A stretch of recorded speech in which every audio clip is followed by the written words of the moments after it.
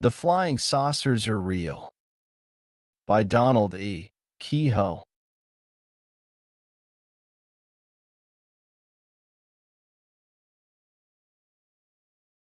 It was a strange assignment. I picked up the telegram from my desk and read it a third time. New York, in Y, May 9th, 1949. Have been investigating flying saucer mystery.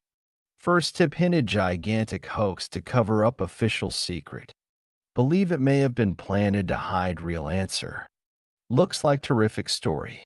Can you take over Washington End? Ken W. Purdy, editor, True Magazine. I glanced out at the Potomac, recalling the first saucer story. As a pilot, I've been skeptical of flying discs. Then reports had begun to pour in from Air Force and airline pilots. Apparently alarmed, the Air Force had ordered fighters to pursue the fast-flying saucers. In one mysterious chase, a pilot had been killed, and his death was unexplained. That had been 17 months ago. Since then, the whole flying saucer riddle had been hidden behind a curtain of Air Force secrecy. And now, an assignment from True Magazine on flying saucers. 24 hours later, I was in Ken Purdy's office. I've had men on this for 2 months, he told me. I might as well warn you, it's a tough story to crack. You think it's a Russian missile? I asked him. Or an Air Force secret? We've had several answers.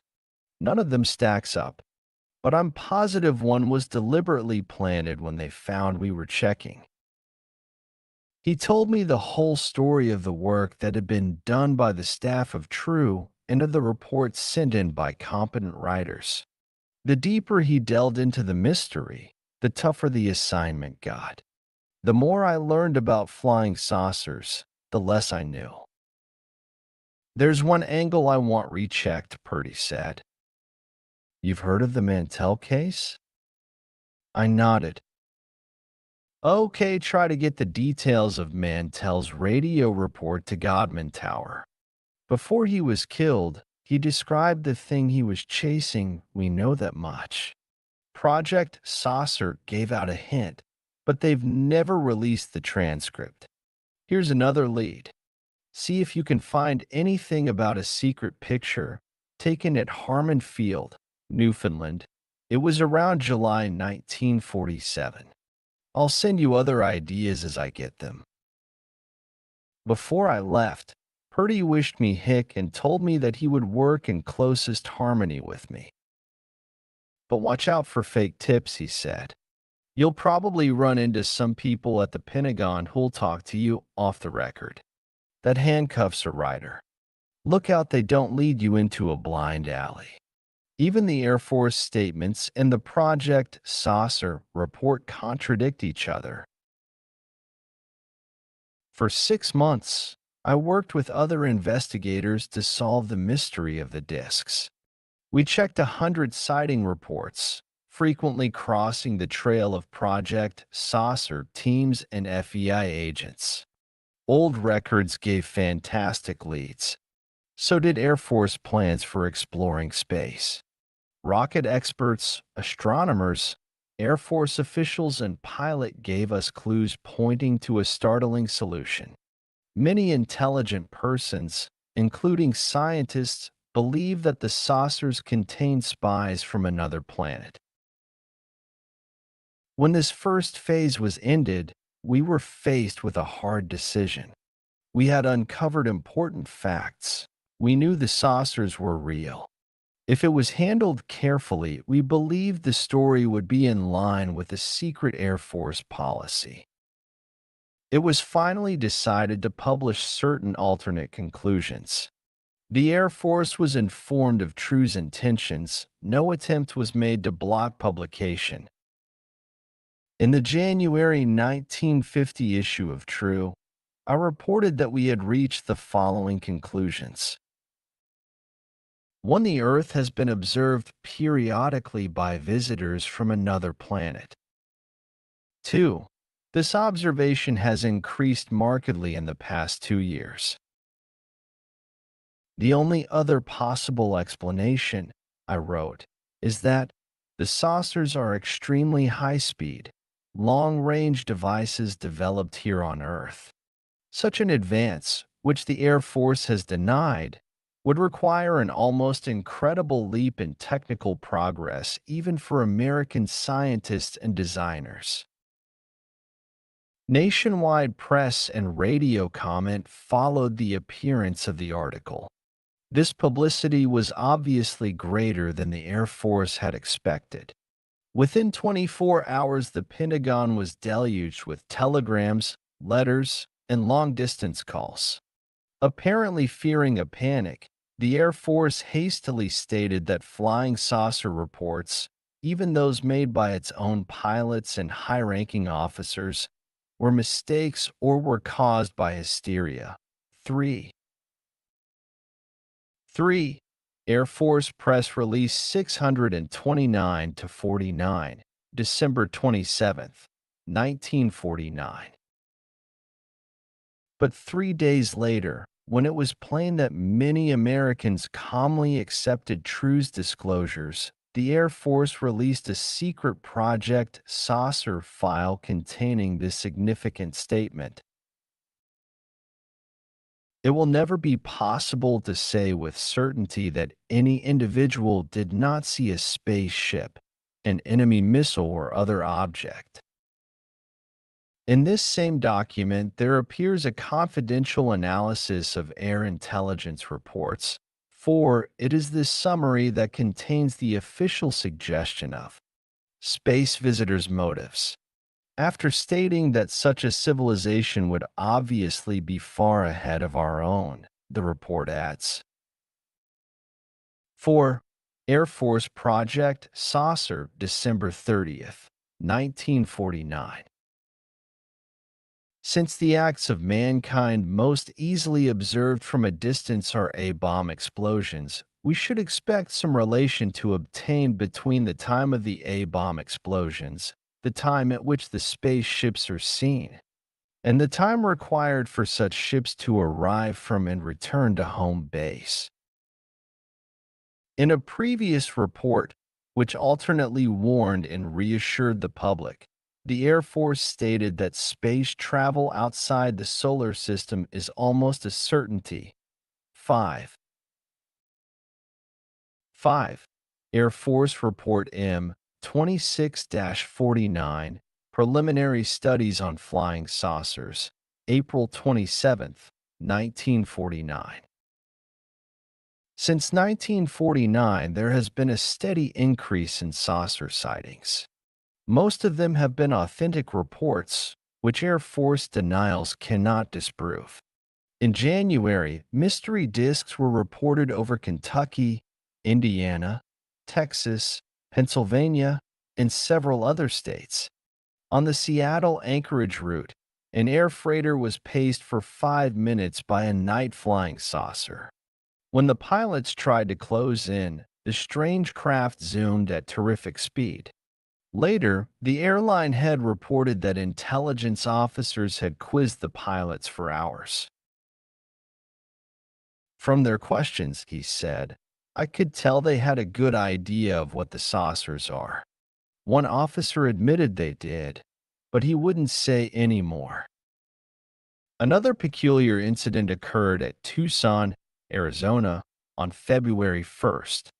Just at dusk, a weird, fiery object raced westward over the city, astonishing hundreds in the streets below.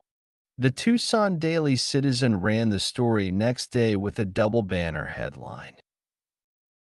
Flying saucer over Tucson? B-29 fails to catch object. Flying saucer? Secret experimental plane? Or perhaps a scout craft from Mars? Certainly the strange aircraft that blazed a smoke trail over Tucson at dusk last night defies logical explanation. It was as mystifying to experienced pilots as to groundlings who have trouble in identifying conventional planes. Cannonballing through the sky, some 30,000 feet aloft, was a fiery object shooting westward so fast it was impossible to gain any clear impression of its shape or size. At what must have been top speed, the object spewed out light-colored smoke, but almost directly over Tucson it appeared to hover for a few seconds. The smoke puffed out an angry black and then became lighter as the strange missile appeared to gain speed. The radio operator in the Davis-Monthan Air Force Base control tower contacted First Lieutenant Royale Jones, taking off for a cross-country flight in AB-29, and asked him to investigate. Jones revved up his swift aerial tanker, and still the unknown aircraft steadily pulled away toward California. Dr. Edwin F. Carpenter, head of the University of Arizona Department of Astronomy, said he was certain that the object was not a meteor or other natural phenomenon. Switchboards swamped. Switchboards at the Pima County Sheriff's Office and Tucson Police Station were jammed with inquiries. Hundreds saw the object. Tom Bailey, 1411 East 10th Street, thought it was a large airplane on fire. A later check showed no planes missing. He said it wavered from left to right as it passed over the mountains. Bailey also noticed that the craft appeared to slow perceptibly over Tucson. He said the smoke apparently came out in a thin, almost invisible stream, gaining substance within a few seconds. This incident had an odd sequel the following day. Its significance was not lost on the Daily Citizen. It ran another front-page story, headlined, "What do you mean only vapor trail?" As though to prove itself blameless for tilting hundreds of Tucson heads skyward, the U.S. Air Force yesterday afternoon spent hours etching vapor trails through the skies over the city. The demonstration proved conclusively to the satisfaction of most that the strange path of dark smoke blazed across the evening sky at dusk Wednesday was no vapor trail and did not emanate from any conventional airplane. The Wednesday night spectacle was entirely dissimilar.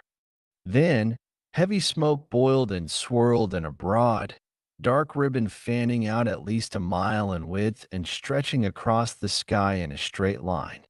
Since there was no proof as to what caused the strange pre-dark manifestation, and because even expert witnesses were unable to explain the appearance, the matter remains a subject for interesting speculation. There is strong evidence that this story was deliberately kept off the press wires. The Associated Press and other wire services in Washington had no report. Requests for details by Frank Edwards, Mutual newscaster, and other radio commentators ran into a blank wall. At the Pentagon, I was told that the Air Force had no knowledge of the sighting or the vapor trail maneuvers. On February 22nd, two similar glowing objects were seen above Boca Chica Naval Air Station at Key West. A plane sent tip to investigate was hopelessly outdistanced. It was obvious the things were at a great height. Back at the station, radar men tracked the objects as they hovered for a moment above Key West. They were found to be at least 50 miles above the Earth. After a few seconds, they accelerated at high speed and streaked out of sight. On the following day, Commander Augusto Orrego, a Chilean naval officer, reported that saucers had flown above his Antarctic base. During the bright Antarctic night, B said, "We saw flying saucers, one above the other, turning at tremendous speeds. We have photographs to prove what we saw." Early in March, Ken Purdy phoned the latest development in the investigation. He had just received a tip predicting a flurry of saucer publicity during March. It had come from an important source in Washington. "You know what it probably means," he said. "The same thing we talked about last month. But why were we tipped off in advance?" "It's one more piece in the pattern," I said. "If the tip's on the level, then they're stepping up the program." Within 3 days, reports began to pour in from Peru, Cuba, Mexico, Turkey, and other parts of the world. Then on March 9th, a gleaming metallic disc was sighted over Dayton, Ohio.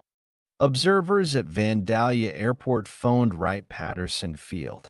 Scores of Air Force pilots and groundmen watched the disc as fighters raced up in pursuit. The mysterious object streaked vertically skyward, hovered for a while miles above the Earth, and then disappeared. A secret report was rushed to the Civil Aeronautics Authority in Washington, then turned over to Air Force intelligence. Soon after this, Dr. Craig Hunter, director of a medical supply firm, reported a huge elliptical saucer flying at a low altitude in Pennsylvania. He described it as metallic, with a slotted outer rim and a rotating ring just inside. On top of this sighting, thousands of people at Farmington, New Mexico, watched a large formation of disks pass high above the city. Throughout all these reports, the Air Force refused to admit the existence of flying saucers. On March 18th, it flatly denied they were Air Force secret missiles or space exploration devices. 3 days later, a Chicago and Southern airliner crew saw a fast-flying disc near Stuttgart, Arkansas. The circular craft, blinking a strange blue-white light, pulled up in an arc at terrific speed. The two pilots said they glimpsed lighted ports on the lower side as the saucer zoomed above them. The lights had a soft fluorescence, unlike anything they had seen. There was one peculiar angle in the Arkansas incident. There was no apparent attempt to muzzle the two pilots, as in earlier airline cases. Instead, a United Press interview was quickly arranged for nationwide publication. In this wire story, Captain Jack Adams and First Officer G.W. Anderson made two statements. "We firmly believe that the flying saucer we saw over Arkansas was a secret experimental type aircraft, not a visitor from outer space. We know the Air Force has denied there is anything to this flying saucer business, but we're both experienced pilots and we're not easily fooled." The day after this story appeared, I was discussing it with an airline official in Washington. "That's an odd thing," he said. "The Air Force could have persuaded those pilots or the line president to hush the thing up. It looks as if they wanted that story broadcast." "You mean the whole thing was planted?" "I won't say that, though it could have been. Probably they did see something, but they might have been told what to say about it." "Any idea why?" He looked at me sharply. "You and Purdy probably know the answer. At a guess, I'd say it might have been planned to offset that Navy commander's report, the one on the White Sands sightings." The White Sands case had puzzled many skeptics because the Pentagon had cleared the published report. The author, Commander R. B. McLaughlin, was a regular Navy officer. As a Navy rocket expert, he had been stationed at the White Sands Rocket Proving Ground in New Mexico. In his published article, he described 3 disc sightings at White Sands.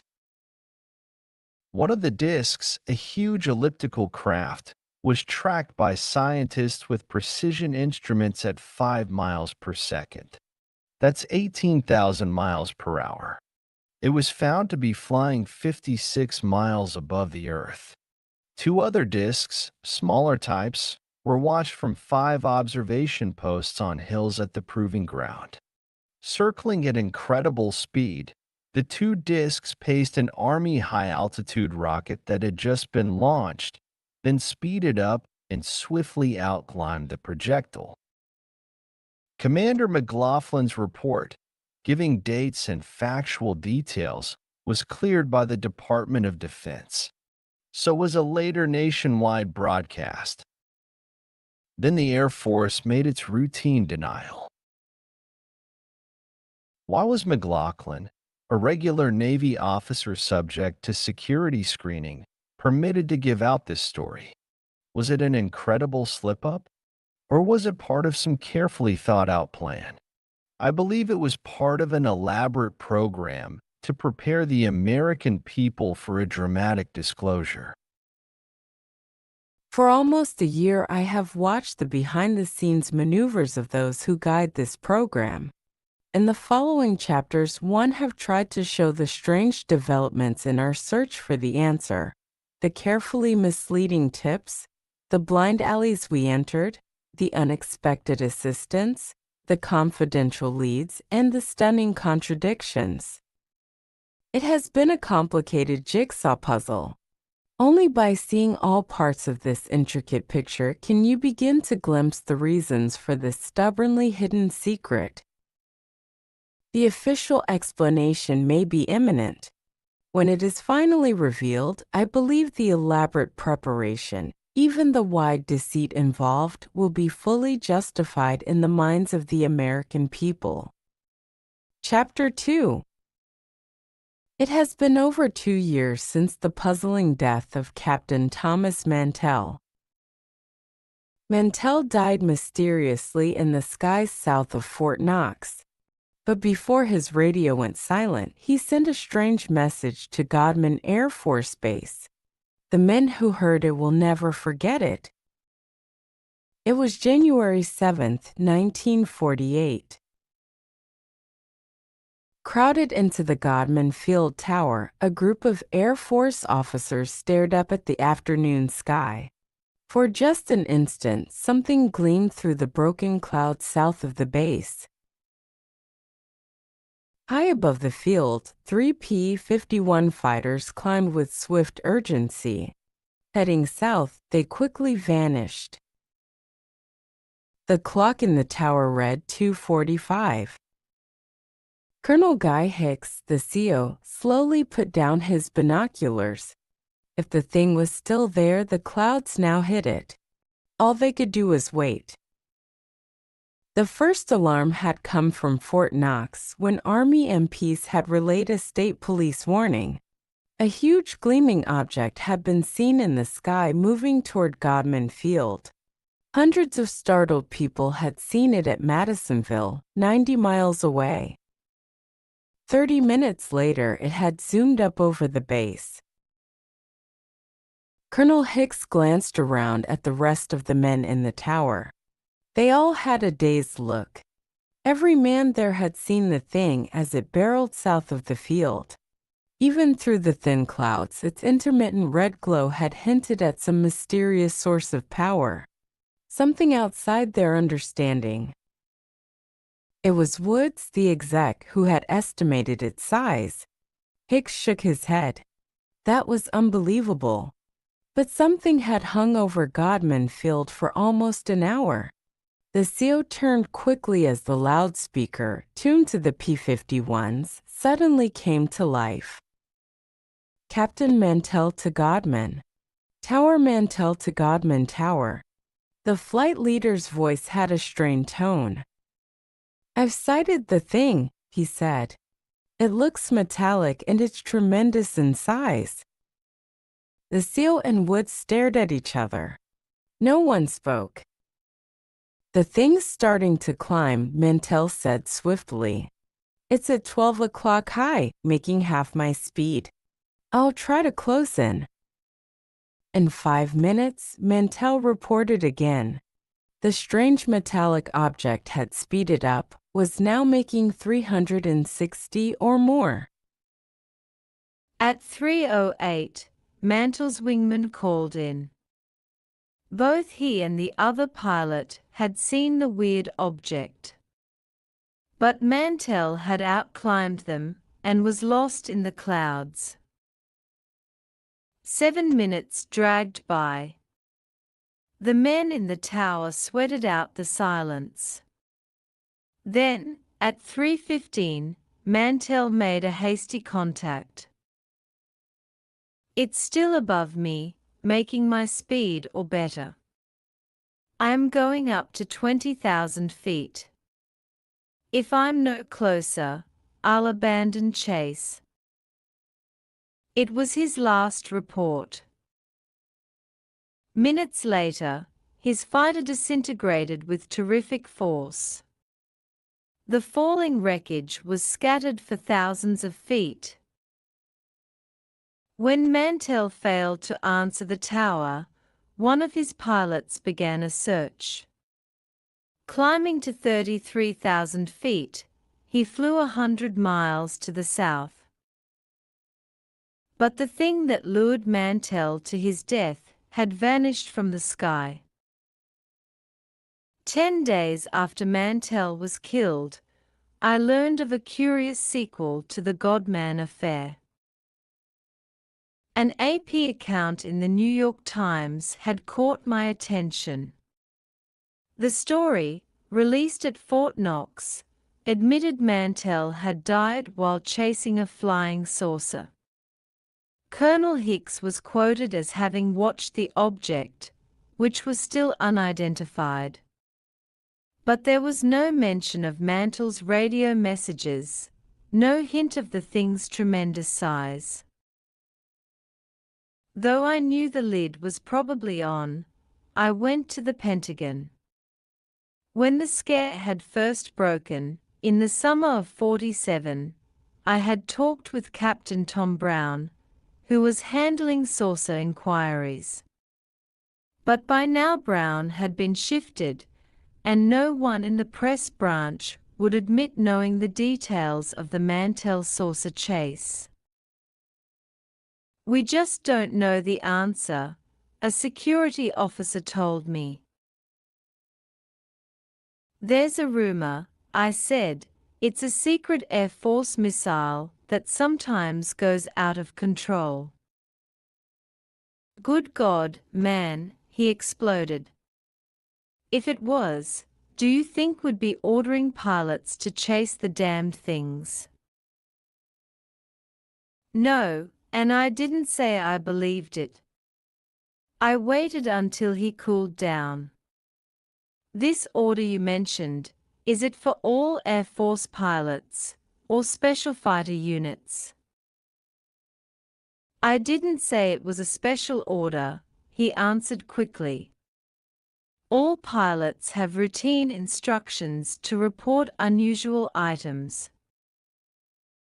They had fighters alerted on the coast. When the scare first broke, I reminded him. "Are those orders still in force?" He shook his head. "No, not that I know of." After a moment he added, "All I can tell you is that the Air Force is still investigating. We honestly don't know the answer." As I went out the mall entrance, I ran into Jack Daly, one of Washington's veteran newsmen. Before the war, Jack and I had done magazine pieces together, usually on Axis espionage and communist activity. I told him I was trying to find the answer to Mantell's death. "Death? You heard anything?" I asked him. "Only what was in the AP story," said Jack. "But an INS man told me they had a saucer story from Columbus, Ohio, and it might have been the same one they saw at Fort Knox." I missed that. What was it? They sighted the thing at the Air Force field outside of Columbus. It was around sundown, about 2 hours after that pilot was killed in Kentucky. Anybody chase it? I asked. No. They didn't have time to take off, I guess. This INS guy said it was going like hell. Fast as a jet, anyway. Did he say what it looked like? The Air Force boys said it was as big as a C-47, said Jack. Maybe bigger. It had a reddish-orange exhaust streaming out behind. They could see it for miles. If you hear any more, let me know, I said. Jack promised he would. What do you think they are? He asked me. It's got me stumped. Russia wouldn't be testing missiles over here. Anyway, I can't believe they've got anything like that. And I can't see the Air Force letting pilots get killed to hide something we've got. 1 week later, I heard that a top-secret unit had been set up at Wright Field to investigate all saucer reports. When I called the Pentagon, they admitted this much, and that was all. In the next few months, other flying disc stories hit the front pages. 2 Eastern Airline pilots reported a double-decked mystery ship sighted near Montgomery, Alabama. I learned of 2 other sightings, one over the Pacific Ocean and one in California. The second one, seen through field glasses, was described as rocket-shaped, as large as a B-29. There were also rumors of discs being tracked by radar, but it was almost a year before I confirmed these reports. When Purdy wired me, early in May of '49, I had half forgotten the discs. It had been months since any important sightings had been reported. But his message quickly revived my curiosity. If he thought the subject was hot, I knew he must have reasons. When I walked into his office at 67 West 44th, Purdy stubbed out his cigarette and shook hands. He looked at me through his glasses for a moment. Then he said abruptly, "You know anything about the discs? If you mean what they are, no." He motioned for me to sit down. Then he swiveled his chair around, his shoulders hunched forward, and frowned out the window. "Have you seen the Post this week?" I told him no. There's something damned queer going on. For 15 months, Project Saucer is buttoned up tight. Top secret. Then suddenly, Forrestal gets the Saturday Evening Post to run 2 articles, brushing the whole thing off. The first piece hits the stands, and then what happens? Purdy swung around, jabbed his finger at a document on his desk. That same day, the Air Force rushes out this Project Saucer report. It admits they haven't identified the discs in any important cases. They say it's still serious enough, wait a minute, he thumbed through the stapled papers, to require constant vigilance by Project Saucer personnel and the civilian population. You'd think the Post would make a public kick, I said. I don't mean it's an out-and-out denial, said Purdy. It doesn't mention the Post, just contradicts it. In fact, The report contradicts itself. It looks as if they're trying to warn people and yet they're scared to say too much. I looked at the title on the report, A Digest of Preliminary Studies by the Air Material Command, Wright Field, Dayton, Ohio, on flying saucers. Have the papers caught it yet? I asked Purdy. You mean it's contradicting the Post?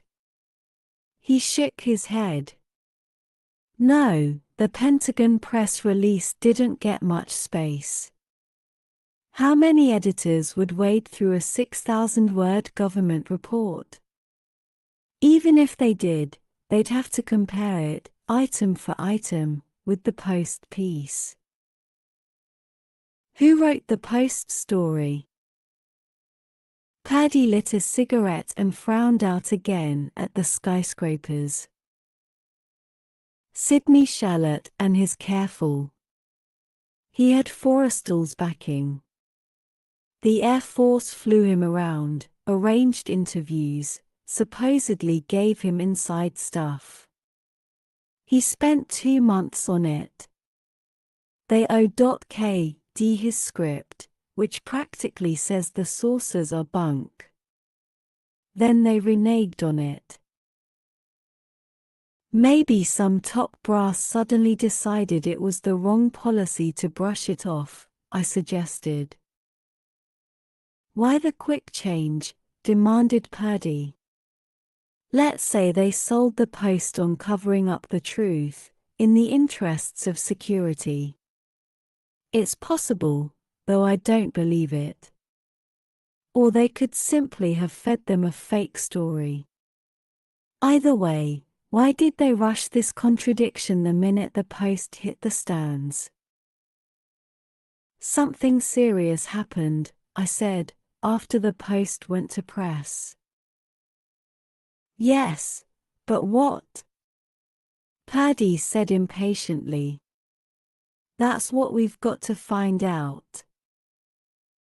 Does Charlotte's first piece mention Mantle's death? Explains it perfectly. You know what Mantell was chasing? The planet Venus. That's the Post's answer? I said, incredulously. It's what the Air Force contract astronomer told Charlotte. I've checked with 2 astronomers here. They say that even when Venus is at full magnitude you can barely see it in the daytime even when you're looking for it. It was only half magnitude that day, so it was practically invisible. How'd the Air Force expect anybody to believe that answer? I said. Purdy shrugged. They deny it was Venus in this report. But that's what they told Charlotte, that all those Air Force officers, the pilots, the Kentucky State Police, and several hundred people at Madisonville mistook Venus for a metallic disk several hundred feet in diameter. It's a wonder Charlotte believed it. I don't think he did. He says if it wasn't Venus, it must have been a balloon. What's the Air Force answer? I asked Purdy. Look in the report. They say whatever Mantell chased, they call it a mysterious object, is still unidentified. I glanced through the case report, on page 5. It quoted Mantell's radio report that the thing was metallic and tremendous in size. Linked with the death of Mantell was the Lockbourne, Ohio, report, which tied in with what Jack Daly had told me, over a year before. I read the report. On the same day, about 2 hours later, a sky phenomenon was observed by several watchers over Lockbourne Air Force Base, Columbus, Ohio.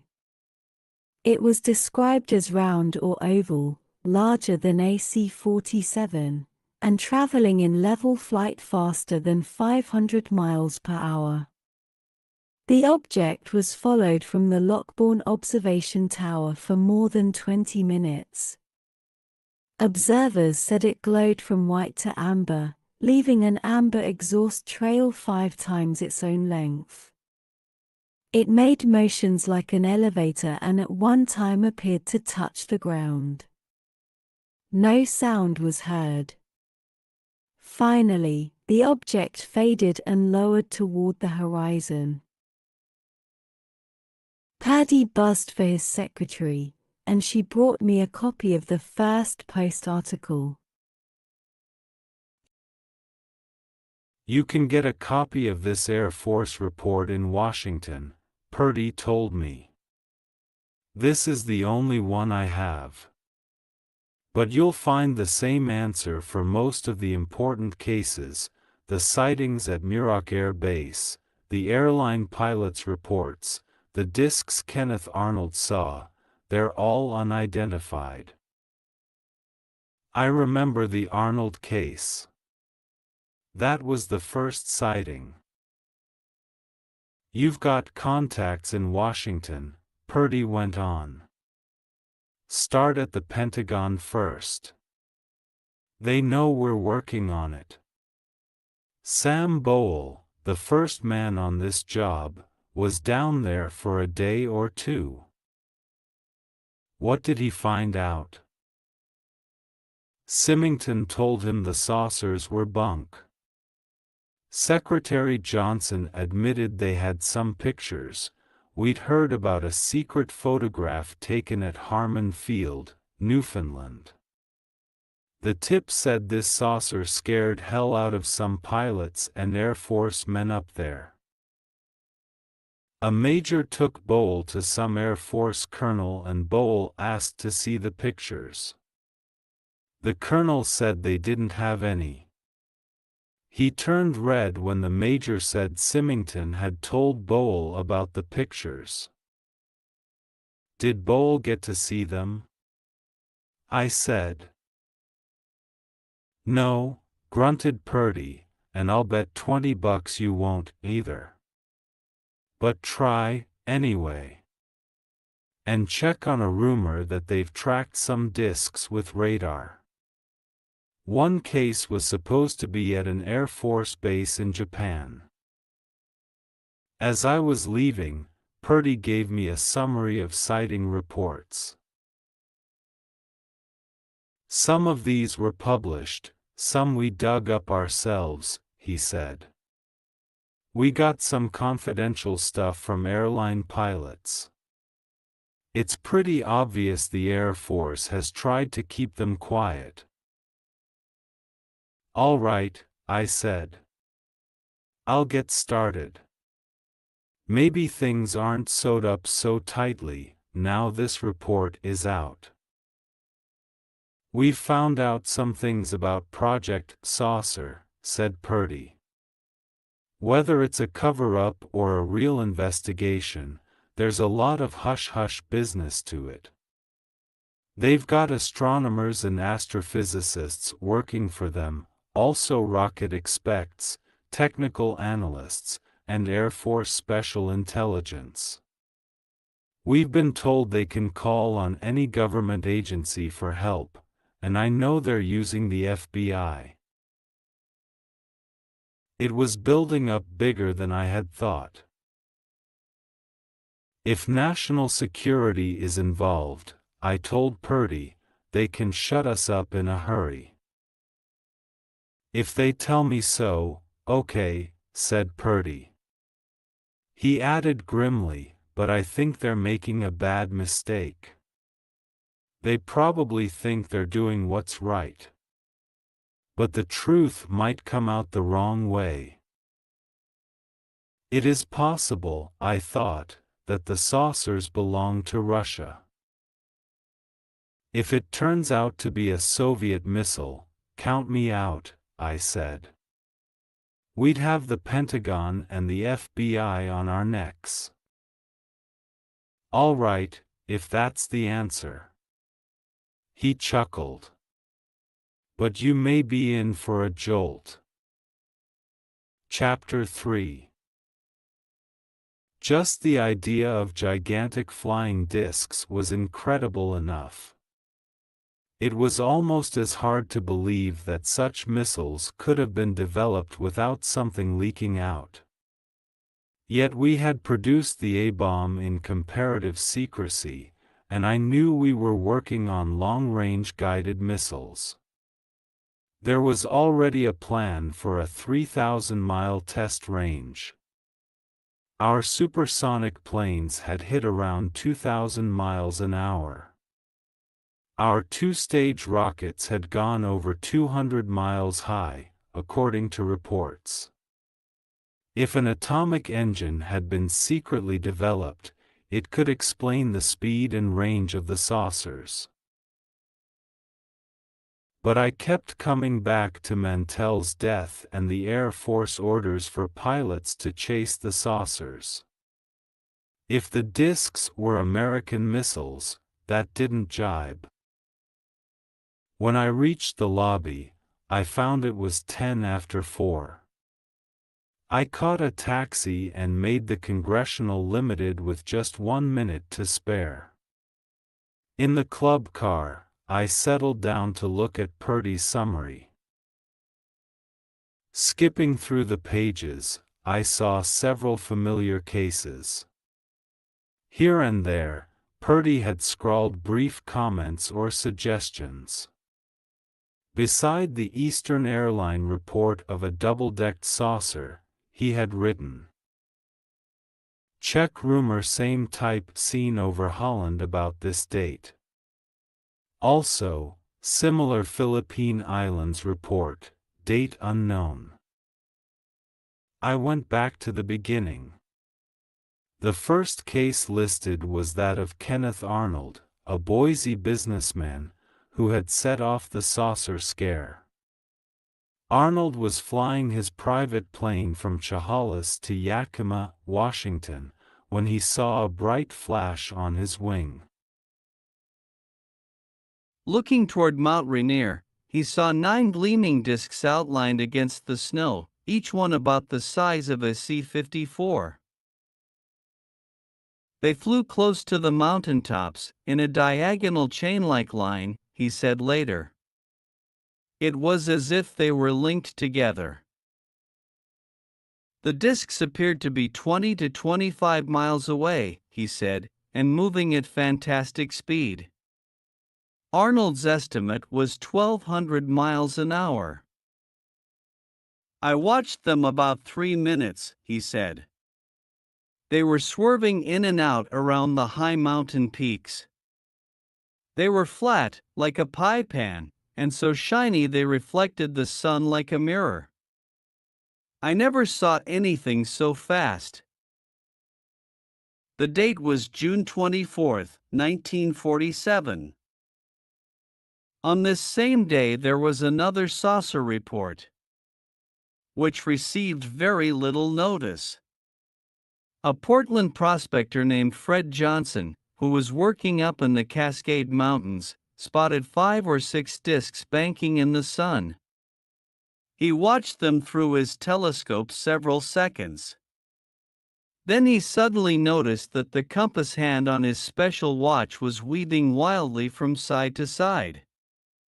Johnson insisted he had not heard of the Arnold report, which was not broadcast until early evening. Kenneth Arnold's story was generally received with amusement. Most Americans were unaware that the Pentagon had been receiving disc reports as early as January. The news and radio comments on Arnold's report brought several other incidents to light, which observers had kept to themselves for fear of ridicule. At Oklahoma City, a private pilot told Air Force investigators he had seen a huge round object in the sky during the latter part of May. It was flying 3 times faster than a jet, he said, and without any sound. Citizens of Weiser, Idaho, described two strange fast-moving objects they had seen on June 12. The saucers were heading southeast, now and then dropping to a lower altitude, then swiftly climbing again. Several mysterious objects were reported flying at great speed near Spokane, just 3 days before Arnold's experience. And 4 days after his encounter, an Air Force pilot flying near Lake Mead, Nevada, was startled to see half a dozen saucers flash by his plane. Even at this early point in the scare, official reports were contradicting each other. Just after Arnold's story broke, the Air Force admitted it was checking on the mystery discs. On July 4, the Air Force stated that no further investigation was needed, it was all hallucination. That same day, Wright Field told the Associated Press that the Air Materiel Command was trying to find the answer. The 4th of July was a red-letter day in the flying saucer mystery. At Portland, Oregon, hundreds of citizens, including former Air Force pilots, police, harbor pilots, and deputy sheriffs, saw dozens of gleaming discs flying at high speed. The things appeared to be at least 40,000 feet in the air, perhaps much higher. That same day, discs were sighted at Seattle, Vancouver, and other Northwest cities. The rapidly growing reports were met with mixed ridicule and alarm. One of the skeptical group was Captain E.J. Smith, of United Airlines. "I'll believe them when I see them," he told airline employees, before taking off from Boise the afternoon of the 4th. Just about sunset, his airliner was flying over Emmett, Idaho, when Captain Smith and his co-pilot, Ralph Stevens, saw 5 queer objects in the sky ahead. Smith rang for the stewardess, Marty Morrow, and the three of them watched the saucers for several minutes. Then 4 more of the discs came into sight. Though it was impossible to tell their size, because their altitude was unknown, the crew was sure they were bigger than the plane they were in. After about 10 minutes, the discs disappeared. The Air Force quickly denied having anything resembling the objects Captain Smith described. "We have no experimental craft of that nature in Idaho, or anywhere else," an official said in Washington. "We're completely mystified." The Navy said it had made an investigation, and had no answers. There had been rumors that the discs were souped-up versions of the Navy's Flying Flapjack, a twin-engine circular craft known technically as the XF-5U-1. But the Navy insisted that only one model had been built, and that it was now out of service. In Chicago, 2 astronomers spiked guesses that the discs might be meteors. Dr. Gerard Cooper, director of the University of Chicago Observatory, said flatly that they couldn't be meteors. "They're probably man-made," he told the AP. Dr. Oliver Lee, director of Northwestern's observatory, agreed with Cooper.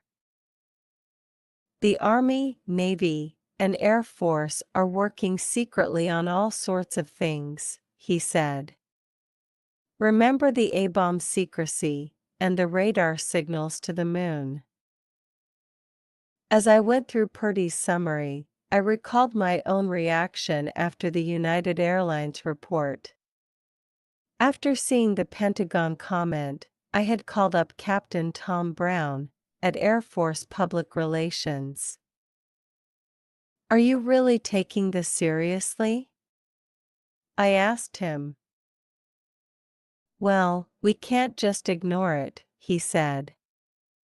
"There are too many reliable pilots telling the same story, flat, round objects able to outmaneuver ordinary planes, and faster than anything we have.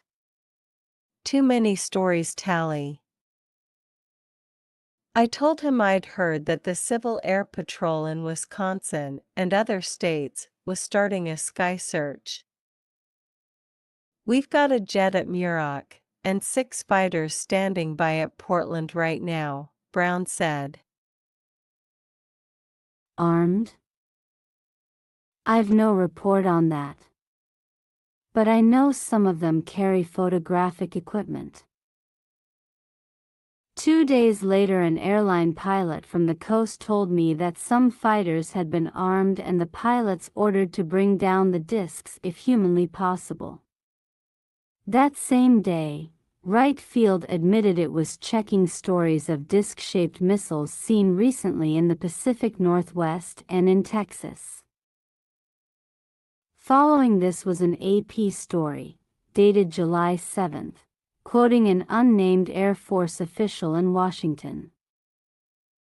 The flying saucers may be one of 3 things. 1. Solar reflection on low-hanging clouds. A Washington scientist, asked for comment, said this was hardly possible. 2. Small meteors which break up, their crystals catching the rays of the sun.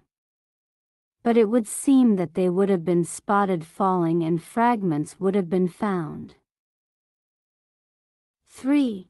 Icing conditions could have formed large hailstones, and they might have flattened out and glided a bit, giving the impression of horizontal movement even though falling vertically. By this time everyone was getting into the act.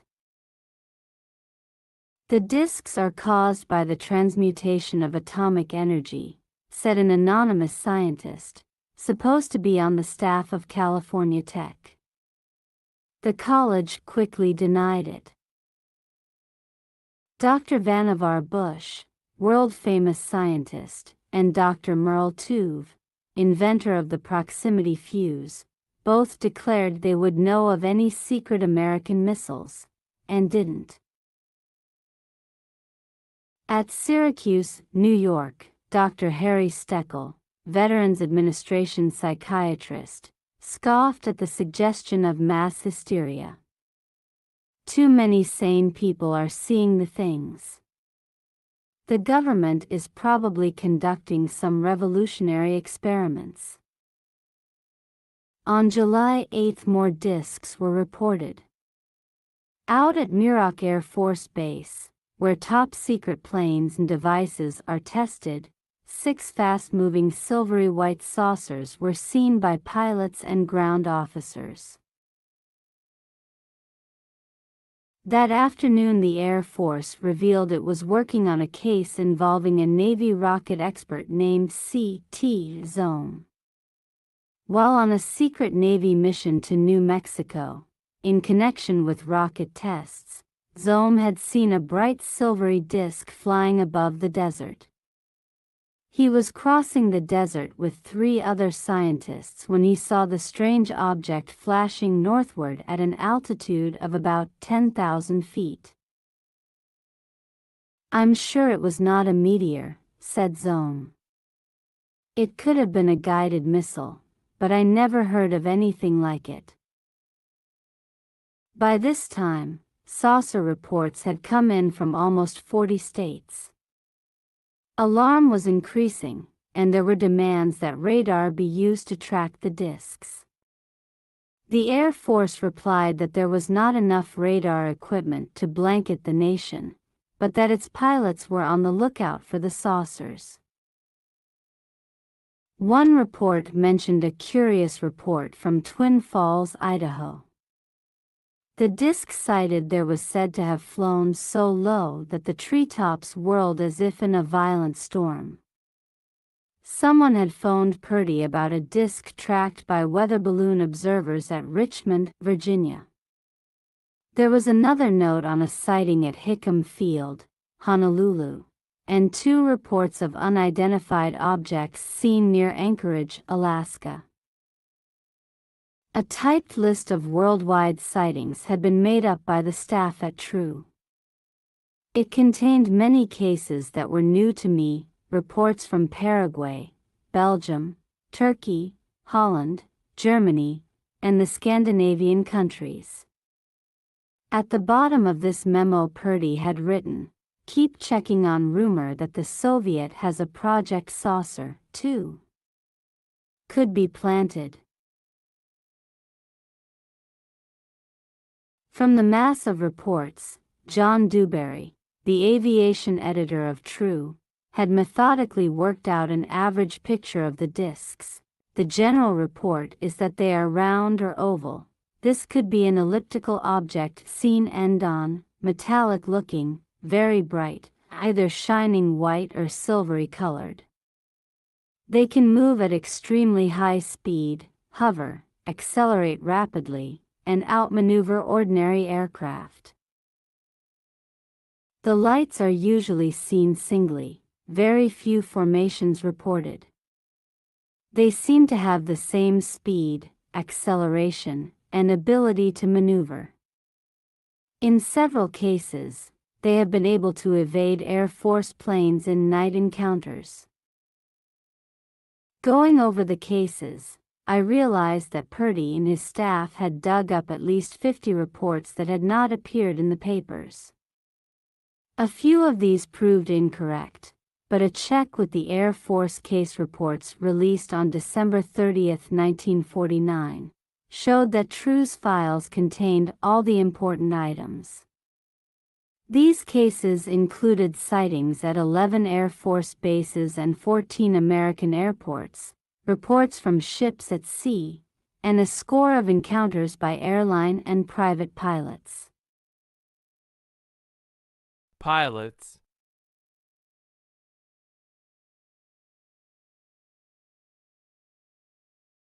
Witnesses included Army, Navy, Marine Corps, and Air Force officers, state and city police, FBI agents, weather observers, shipmasters, astronomers, and thousands of good solid American citizens. I learned later that many witnesses had been investigated by the FBI to weed out crackpot reports. I ended up badly puzzled. The evidence was more impressive than I had suspected. It was plain that many reports had been entirely suppressed, or at least kept out of the papers. There was something ominous about it. No matter what the answer, it was serious enough to be kept carefully hidden. If it were a Soviet missile, I thought, God help us. They'd scooped up a lot of Nazi scientists and war secrets. And the Germans had been far ahead of us on guided missiles. But why would they give us a 2-year warning, testing the things openly over America? It didn't make sense. Chapter 4. I went to the Pentagon the next morning. I didn't expect to learn much, but I wanted to make sure we weren't tangling with security.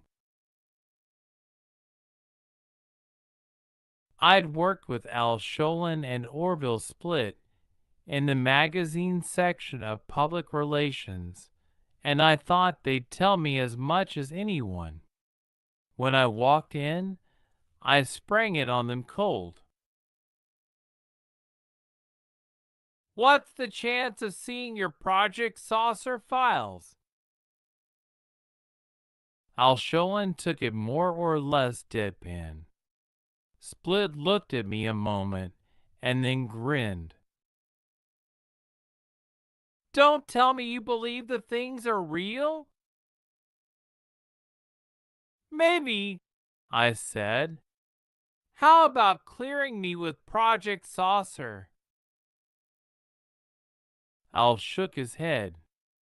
It's still classified secret. Look, Don, said Split. Why do you want to fool with that saucer business? There's nothing to it. That's a big change from what the Air Force was saying in 1947, I told him. He shrugged that off. The Air Force has spent 2 years checking into it. Everybody from Symington down will tell you the saucers are bunk. That's not what Project Saucer says in the April report. That report was made up a long time ago, said Split. They just got around to releasing it. Then they've got all the answers now? They know there's nothing to it, Split repeated. In that case, I said, Project Saucer shouldn't object to my seeing their files and pictures. What pictures? That one taken at Harmon Field, Newfoundland, for a starter. Oh, that thing, said Split. It wasn't anything, just a shadow on a cloud. Somebody's been kidding you. If it's just a cloud shadow, why can't I see it? Split was getting a little nettled.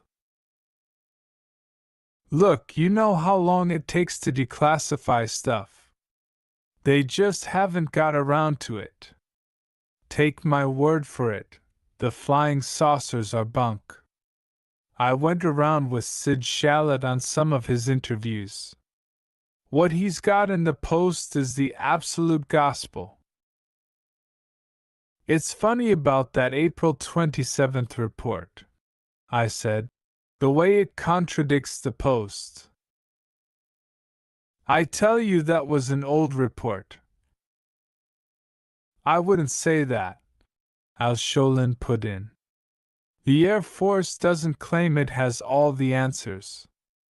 But they've proved a lot of the reports were hoaxes or mistakes.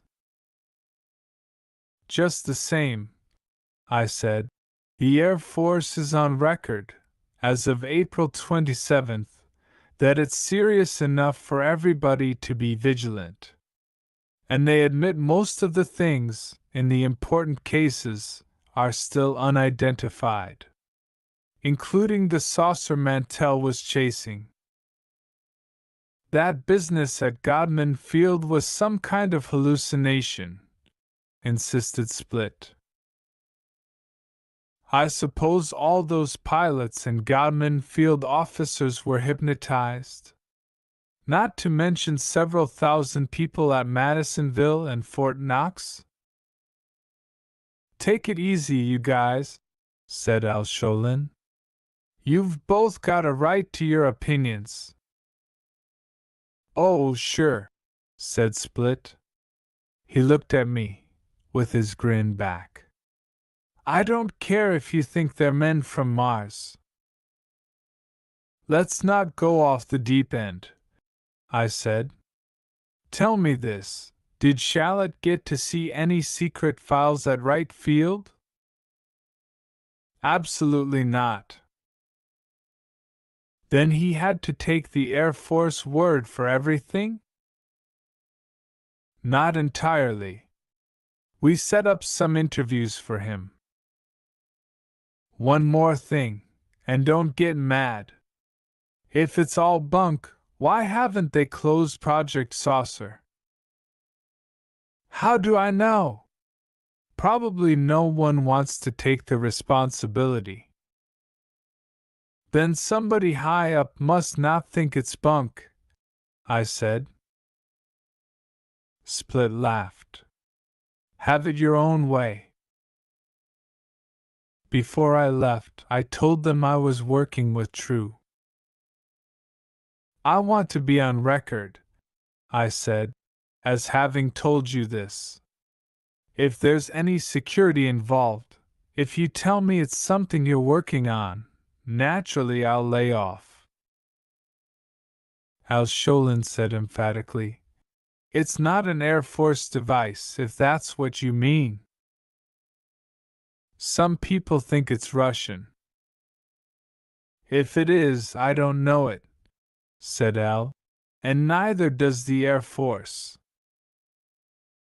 After I left the magazine section, I tried several officers I knew. 2 of them agreed with Split. The third didn't. I've been told it's all bunk, he said, but you get the feeling they've trying to convince themselves. They act like people near a haunted house. They'll swear it isn't haunted, but they won't go near it.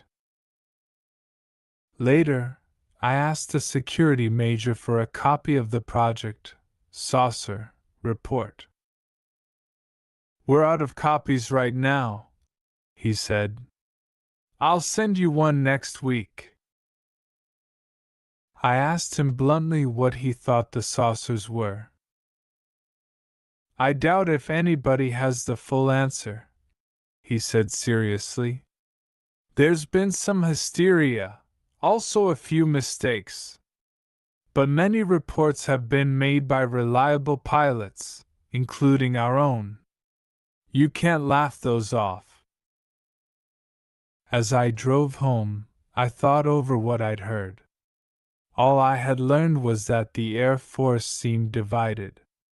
But that could be a smoke screen. In less than 24 hours, I received my first suspicious tip. It was about 10 a.m. when my phone rang. Mr. Keyhoe? This is John Steele, said the voice at the other end. Because of the peculiar role he played, then and later, I have not used his real name. I'm a former Air Force intelligence officer. I was in the European theater during the war. I waited. He hesitated a moment.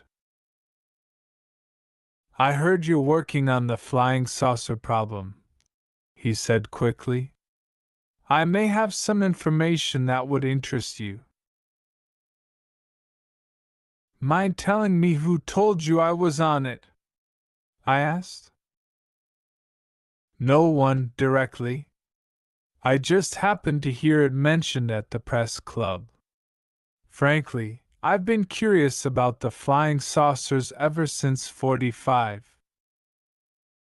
That startled me, but I didn't tell him so. Do you have any idea what they are? Mr. Steele said. No, I've just begun checking. But I'd be glad to hear what you've got. I may be way off, said Steele. But I've always wondered about the Foo Fighters our pilots saw over Europe near the end of the war. I thought for a second. Wasn't that some kind of anti-aircraft missile fired from the ground? No. Intelligence never did get any real answer, so far as I know.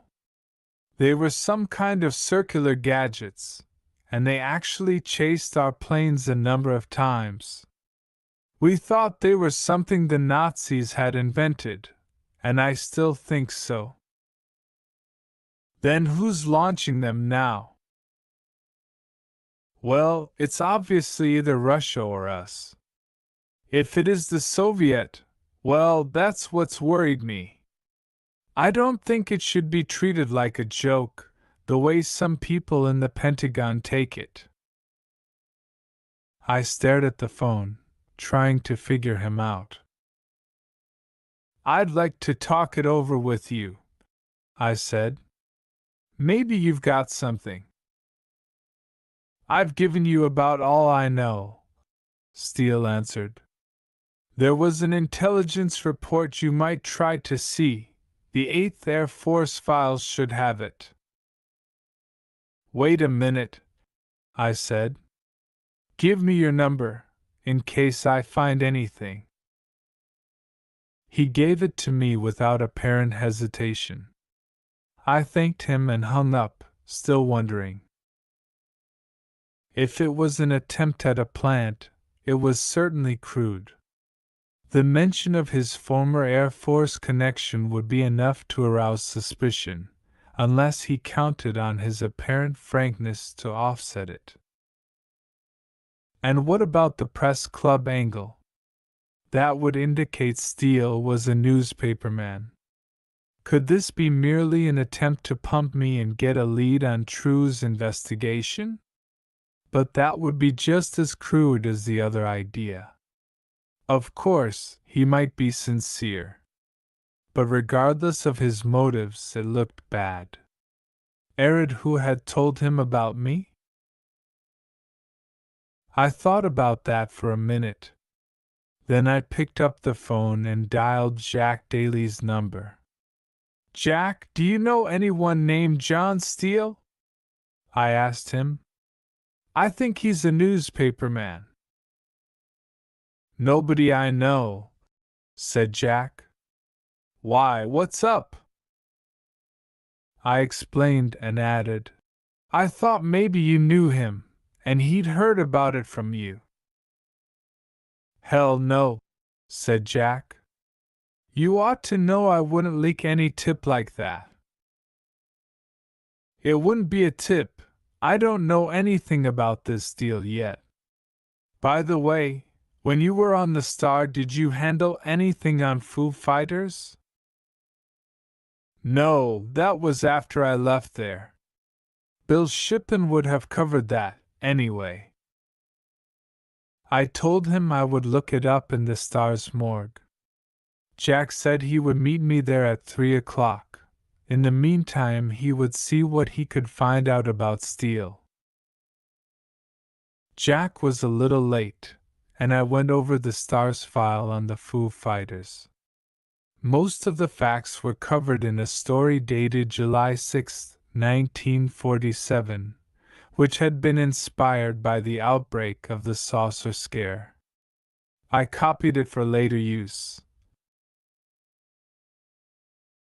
During the latter part of World War II, fighter pilots in England were convinced that Hitler had a new secret weapon. Yanks dubbed these devices Foo Fighters, or crowd fireballs.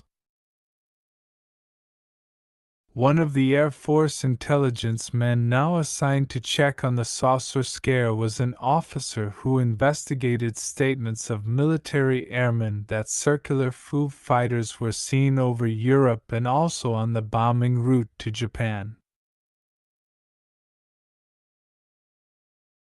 It was reported that intelligence officers have never obtained satisfactory explanation of reports of flying silver balls and discs over Nazi-occupied Europe in the winter of 1944–45. Later, crews of B-29 on bombing runs to Japan reported seeing somewhat similar objects. In Europe, some Foo Fighters danced just off the Allied fighters' wingtips and played tag with them in power dives. Others appeared in precise formations, and on one occasion a whole bomber crew saw about 15 following at a distance, their strange glow flashing on and off. One Foo Fighter chased Lieutenant Myers of Chicago some 20 miles down the Rhine Valley, at 300 miles per hour, an AP war correspondent reported.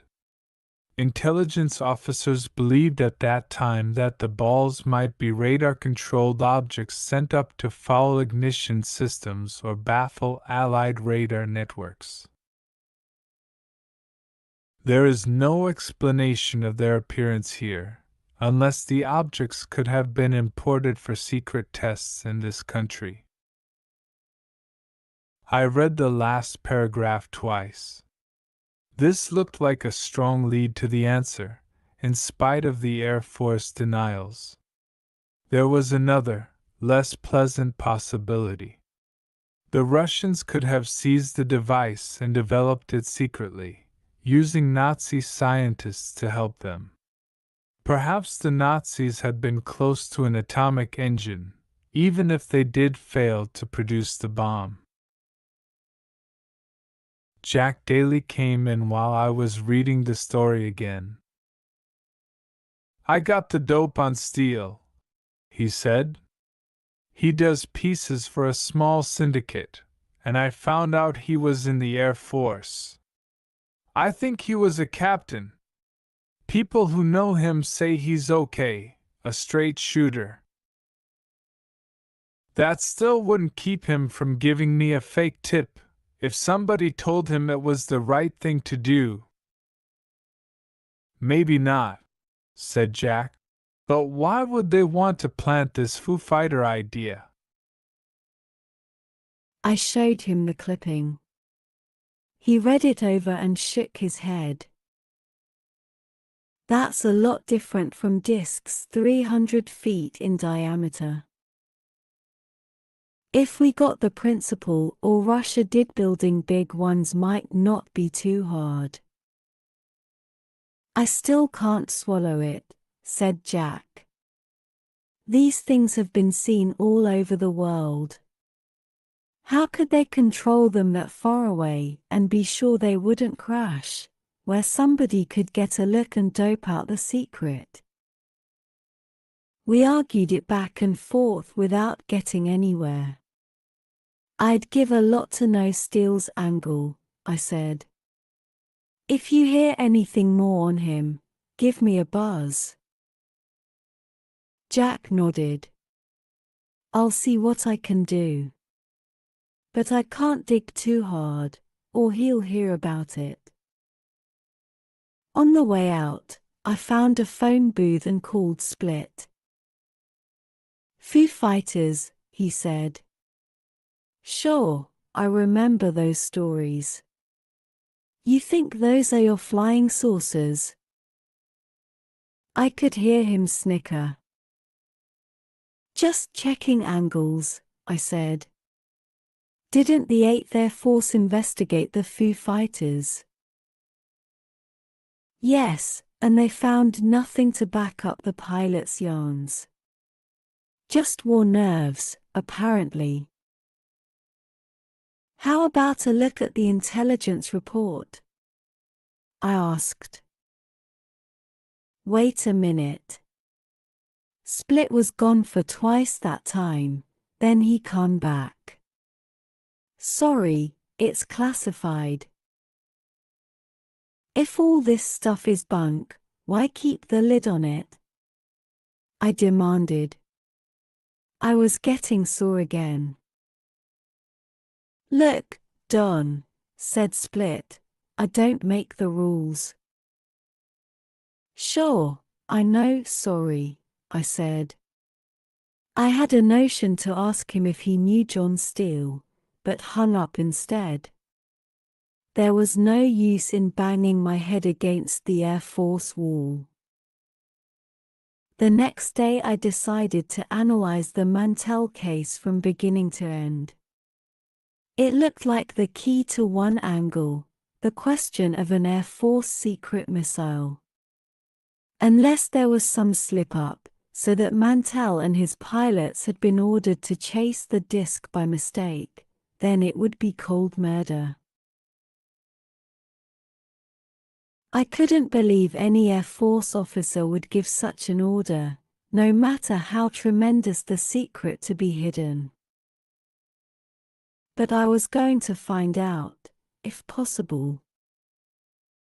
Chapter 5. For more than 2 weeks, I checked on the Godman Field tragedy. One fact stood out at the start: the death of Mantell had had a profound effect on many in the Air Force. A dozen times I was told. I thought the saucers were a joke until Mantell was killed chasing that thing at Fort Knox. Many ranking officers who had laughed at the saucer scare stopped scoffing. One of these was General Sorry Smith, now Deputy Director of Air Force Public Relations. Later in my investigation, General Smith told me, It was the Mantell case that got me. I knew Tommy Mantell very well, also Colonel Hicks, the CO at Godman. I knew they were both intelligent men, not the kind to be imagining things. For 15 months, the Air Force kept a tight-lipped silence. Meantime, rumors began to spread. One report said that Mantell had been shot, his body riddled with bullets, his P-51, also riddled, had simply disintegrated. Another rumor reported Mantell as having been killed by some mysterious force. This same force had also destroyed his fighter. The Air Force, the rumors said, had covered up the truth by telling Mantell's family he had blacked out from lack of oxygen. Checking the last angle, I found that this was the explanation given to Mantell's mother. Just after his death, she was told by Standiford field officers that he had flown too high in chasing the strange object. Shalit, in the Saturday Evening Post articles, described Project Source's reconstruction of the case. Mantell was said to have climbed up to 25,000 feet, despite his firm decision to end the chase at 20,000, since he carried no oxygen. Around 25,000 feet, Shalit quoted the Air Force investigators, Mantell must have lost consciousness. After this, his pilotless plane climbed on up to some 30,000 feet, then dived. Between 20,000 and 10,000 feet, Shalit suggested, the P-51 began to disintegrate, obviously from excessive speed.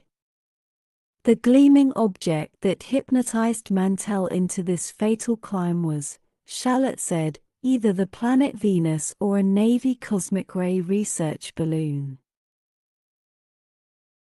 The Air Force Project Saucer report of April 27, 1949, released just after the first Post article, makes these statements. 5 minutes after Mantell disappeared from his formation, the two remaining planes returned to Godman. A few minutes later, one resumed the search, covering territory 100 miles to the south as high as 33,000 feet, but found nothing. Subsequent investigation revealed that Mantell had probably blacked out at 20,000 feet from lack of oxygen and had died of suffocation before the crash. The mysterious object which the flyer chased to his death was first identified as the planet Venus. However, further probing showed the elevation and azimuth readings of Venus and the object at specified time intervals did not coincide. It is still considered unidentified. The Venus explanation, even though now denied, puzzled me. It was plain that the Air Force had seriously considered offering it as the answer, then abandoned it. Apparently someone had got his signals mixed and let Shalit use the discarded answer. And for some unknown reason, the Air Force had found it imperative to deny the Venus story at once. In these first weeks of checking, I had run onto the Venus explanation in other cases. Several Air Force officers repeated it so quickly that it had the sound of a stock alibi. But in the daytime cases this was almost ridiculous. I knew of a few instances in World War II when bomber crews and anti-aircraft gunners had loosed a few bursts at Venus. But this was mostly at night, when the planet was at peak brilliance. And more than one gunner later admitted firing to relieve long hours of boredom. Since enemy planes did not carry lights, there was no authentic case, to my knowledge, where plane or ground gunners actually believed Venus was an enemy aircraft. Checking the astronomer's report, I read over the concluding statement. It simply could not have been Venus. They must have been desperate even to suggest it in the first place. Months later, in the secret Project Saucer report released December 30th, 1949, I found official confirmation of this astronomer's opinions. Since it has a peculiar bearing on the Mantell case, I am quoting it now. When Venus is at its greatest brilliance, it is possible to see it during daytime when one knows exactly where to look. But on January 7, 1948, Venus was less than half as bright as its peak brilliance. However, under exceptionally good atmospheric conditions, and with the eye shielded from direct rays of the sun, Venus might be seen as an exceedingly tiny bright point of light. However, the chances of looking at just the right spot are very few. It has been unofficially reported that the object was a Navy cosmic ray research balloon. If this can be established, it is to be preferred as an explanation.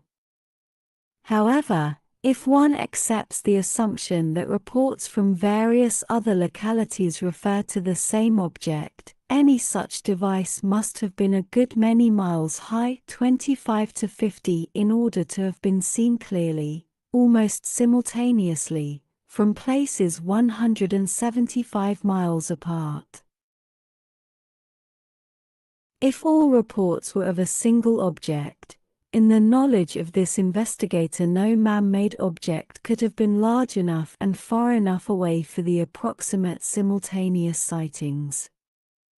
It is most unlikely, however, that so many separated persons should at that time have chanced on Venus in the daylight sky. It seems therefore much more probable that more than one object was involved. The sighting might have included two or more balloons, or aircraft, or they might have included Venus and balloons. For reasons given above, the latter explanation seems more likely.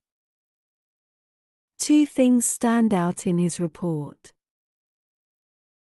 1. The obvious determination to fit some explanation, no matter how far-fetched, to the Mantell sighting. 2. The impossibility that Venus, a tiny point of light, seen only with difficulty, was the tremendous metallic object described by Mantell and seen by Godman field officers. With Venus eliminated, I went to work on the balloon theory. Since I had been a balloon pilot before learning to fly planes, this was fairly familiar ground. Charlotte's alternate theory that Mantell had chased a Navy research balloon was widely repeated by readers unfamiliar with balloon operation. Few thought to check the speeds, heights, and distances involved. Cosmic ray research balloons are not powered, they are set free to drift with the wind. This particular Navy type is released at a base near Minneapolis. The gas bag is filled with only a small % of its helium capacity before the takeoff. In a routine flight, the balloon ascends rapidly to a very high altitude, as high as 100,000 feet. By this time the gas bag has swelled to full size, about 0 feet high and 70 feet in diameter. At a set time, a device releases the case of instruments under the balloon. The instruments descend by parachute, and the balloon, rising quickly, explodes from the sudden expansion. Occasionally a balloon starts leaking, and it then remains relatively low. At first glance, this might seem the answer to the Kentucky sightings. If the balloon were low enough, it would loom up as a large circular object, as seen from directly below. Some witnesses might estimate its diameter as 250 feet or more, instead of its actual 70 feet. But this failure to recognize a balloon would require incredibly poor vision on the part of trained observers, state police, Army MPs, the Godman field officers, Mantell and his pilots. Captain Mantell was a wartime pilot, with over 3,000 hours in the air. He was trained to identify a distant enemy plane in a split second. His vision was perfect, and so was that of his pilots. In broad daylight they could not fail to recognize a balloon during their 30-minute chase. Colonel Hicks and the other Godman officers watched the object with high-powered glasses for long periods. It is incredible that they would not identify it as a balloon. Before its appearance over Godman Field, the leaking balloon would have drifted, at a low altitude, over several hundred miles. A leak large enough to bring it down from high altitude would have caused it to land and be found. Drifting at a low altitude, it would have been seen by several 100,000 people, at the very least. Many would have reported it as a balloon. But even if this angle is ignored, it still could not possibly have been a balloon at low altitude. The fast flight from Madisonville, the abrupt stop an hour-long hovering at Godman Field, the quick bursts of speed Mantell reported make it impossible. To fly the go miles from Madisonville to Fort Knox in 30 minutes, a balloon would require a wind of 180 miles per hour. After traveling at this hurricane speed, it would then have had to come to a dead stop above Godman Field. As the P-51s approached, it would have had to speed tip again to 180, then to more than 360 to keep ahead of Mantell. The three fighter pilots chased the mysterious object for half an hour. I have several times chased balloons with a plane, overtaking them in seconds. In a straight chase, Mantell would have been closing in at 360. The tailwind acting on his fighter would nullify the balloon's forward drift. But even if you accept these improbable factors, there is one final fact that nullifies the balloon explanation. The strange object had disappeared when Mantell's wingmen searched the sky, just after the leader's death. If it had been a balloon held stationary for an hour at a high altitude, and glowing brightly enough to be seen through clouds, it would have remained visible in the same general position. Seen from 33,000 feet, it would have been even brighter, because of the clearer air. But the mysterious object had completely vanished in those few minutes. A search covering 100 miles failed to reveal a trace. Whether at a high or low altitude, a balloon could not have escaped the pilot's eyes. It would also have continued to be seen at Godman Field and other points, through occasional breaks in the clouds. I pointed out these facts to one Air Force officer at the Pentagon. Next day he phoned me. I figured it out. The timing device went off and the balloon exploded. That's why the pilot didn't see it. It's an odd coincidence, I said, that it exploded in those 5 minutes after Mantle's last report. Even so, it's obviously the answer, he said. Checking on this angle, I found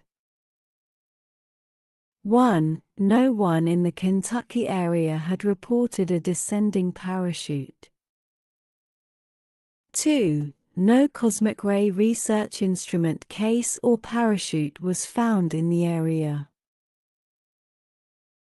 3. No instruments were returned to the Navy from this region. And all balloons and instruments released at that time were fully accounted for. Even if it had been a balloon, it would not explain the later January 7 reports, the simultaneous sightings mentioned by Professor Hynek in the Project Saucer report.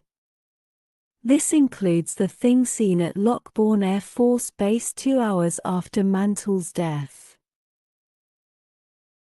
Obviously, the saucer seen flying at 500 miles per hour over Lockbourne Field could not have been a balloon. Even if there had been several balloons in this area, and there were not, by official record, they could not have covered the courses reported.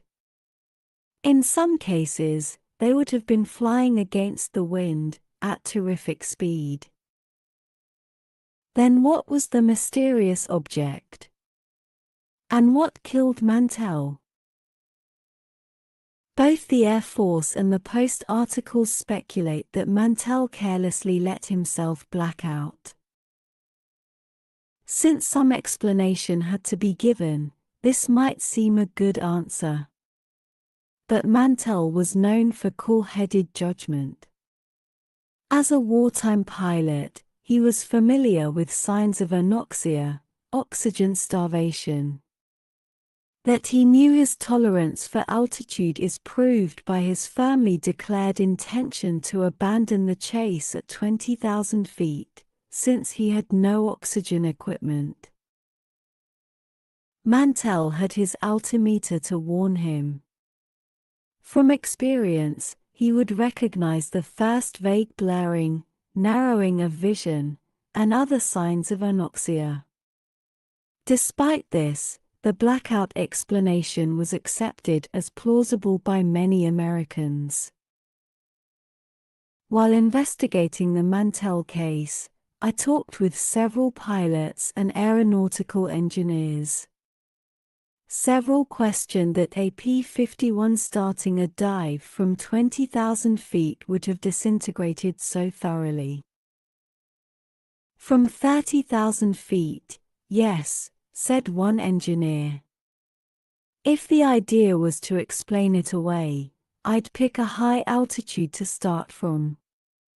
But a pilotless plane doesn't necessarily dive, as you know. It might slip off and spin, or spiral down, and a few have even landed themselves. Also, if the plane started down from 20,000, the pilot wouldn't be too far blacked out. The odds are he'd come to when he got into thicker air, admitting he did blow out, which is only an Air Force guess. I don't see why they're so positive Mantell died before he hit the ground unless they know something we don't. One of the pilot group put it more bluntly. It looks like a cover-up to me. I think Mantell did just what he said he would, close in on the thing. I think he either collided with it, or more likely they knocked him out of the air. They'd think he was trying to bring them down, barging in like that. Even if you accept the blackout answer, it still does not explain what Mantell was chasing. It is possible that, excited by the huge, mysterious object, he recklessly climbed beyond the danger level, though such an act was completely at odds with his character. But the identity of the thing remains officially a mystery. If it was some weird experimental craft or a guided missile, then whose was it? Air Force officers had repeatedly told me they had no such device. General Carl Theisbarts, former Air Force chief, had publicly insisted that no such weapon had been developed in his regime. Regime. Secretary Symington and General Hoyt Vandenberg, present Air Force chief, had been equally emphatic. Of course, official denials could be expected if it were a top-level secret. But if it were a secret device, would it be tested so publicly that thousands would see it? If it were an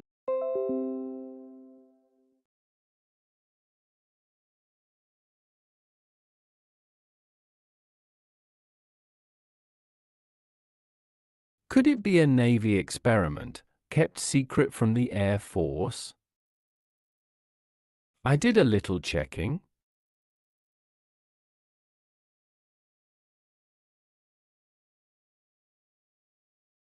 Admiral Calvin Bolster, Chief of Aeronautics Research Experimental Craft, was an Annapolis classmate of mine.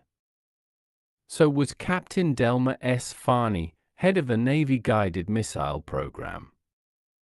Farney was at Point Mugu, missile testing base in California, and I wasn't able to see him. But I knew him as a careful, conscientious officer. I can't believe he would let such a device, piloted or not, hover over an Air Force base with no warning to its CO. I saw Admiral Bolster. His denial seemed genuine, unless he'd got to be a deadpan poker player. Since our earlier days, I was sure he was telling the truth. The only other alternate was Russia. It was incredible that they would develop such a device and then expose it to the gaze of US Air Force officers. It could be photographed, its speed and maneuverability checked, it might crash, or anti-aircraft fire might bring it down. The secret might be lost in one such test flight. There was one other explanation. The thing was not intended to be seen. It had got out of control. In this event, the long hovering period at Godman Field was caused by the need for repairs inside the flying saucer, or repairs to remote control apparatus. If it were Air Force or Navy, that would explain official concern, even if completely free of negligence. The service responsible would be blamed for Mantle's death. If it were Russian, the Air Force would of course try to conceal the fact for fear of public hysteria. But if the device was American, it meant that Project Saucer was a cover-up unit. While pretending to investigate, it would actually hush up reports, make false explanations, and safeguard the secret in every possible way. Also, the reported order for Air Force pilots to pursue the discs would have to be a fake. Instead, there would be a secret order telling them to avoid strange objects in the sky. By the time I finished my checkup, I was sure of one thing: this particular saucer had been real. I was almost positive of one other point, that the thing had been over 30 miles high during part of its flight. I found that after Mantle's death it was reported simultaneously from Madisonville, Elizabethtown, and Lexington, over a distance of 175 miles. Professor Hynek's analysis later confirmed this. How low it had been while hovering over Godman, and during Mantle's chase, there was no way to determine. But all the evidence pointed to a swift ascent after Mantle's last report. Had Mantell told Godman Tower more than the Air Force admitted? I went back to the Pentagon and asked for a full transcript of the flight leader's radio messages. I got a quick turn down. The reports, I was told, were still classified as secret. Requests for pictures of the P-51 wreckage and for a report on the condition of Mantle's body also drew a blank. I had heard that some photographs were taken of the Godman Field saucer from outside the tower. But the Air Force denied knowledge of any such pictures. Puzzling over the riddle, I remembered John Steele, the former intelligence captain. If by any chance he was a plant, it would be interesting to suggest the various answers and watch his reaction. When I phoned him to suggest luncheon, Steele accepted at once. We met at the Occidental, on Pennsylvania Avenue. Steele was younger than I had expected, not over 25. He was a tall man, with a crew haircut and the build of a football player. Looking at him the first time, I expected a certain breeziness. Instead, he was almost solemn. "I owe you an apology," he said in a careful voice after we'd ordered. "You probably know I'm a syndicate writer?" I wondered if he'd found out Jack Daly was checking on him. "When you mentioned the press club," I said, "I gathered you were in the business." "I'm afraid you thought I was fishing for a lead." Steele looked at me earnestly. "I'm not working on the story, I'm tied up on other stuff." "Forget it," I told him. He seemed anxious to reassure me. I'd been worried for some time about the saucers. "I called you that night on an impulse." "Glad you did," I said. "I need every tip I can get." "Did it help you any?" "Yes, though it still doesn't fit together. But I can tell you this, the saucers are real, or at least one of them." "Which one?" "The thing Captain Mantell was chasing near Fort Knox, before he died." "Oh, that one." Steele looked down at the roll he was buttering. I thought that case was fully explained. Wasn't he chasing a balloon? "The Air Force says it's still unidentified." I told him what I had learned. "Apparently you're right, it's either an American or a Soviet missile." "After what you've told me," said Steele, "I can't believe it's ours. It must be Russian. They'd be pretty stupid to test it over here." "You said it was probably out of control." "That particular one, maybe. But there have been several hundred seen over here. If they found their controls were haywire, they wouldn't keep testing the things until they'd corrected that." The waiter came with the soup, and Steele was silent until he left. "I still can't believe it's our weapon," he said slowly. "They wouldn't have Air Force pilots alerted to chase the things. And I happen to how they do. There's something queer about this missile angle," I said. "That saucer was seen at the same time by people 175 miles apart. To be that high in the sky, and still look more than 250 feet in diameter, it must have been enormous." Steele didn't answer for a moment. "Obviously, that was an illusion," he finally answered. "I discount those estimates. Even Mantles? And the Godman field officers? Not knowing the thing's height, how could they judge accurately?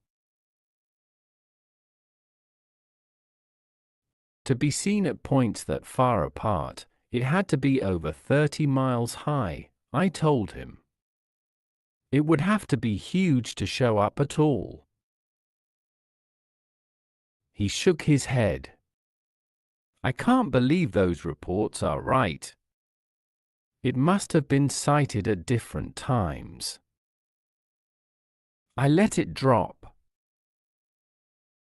What are you working on now?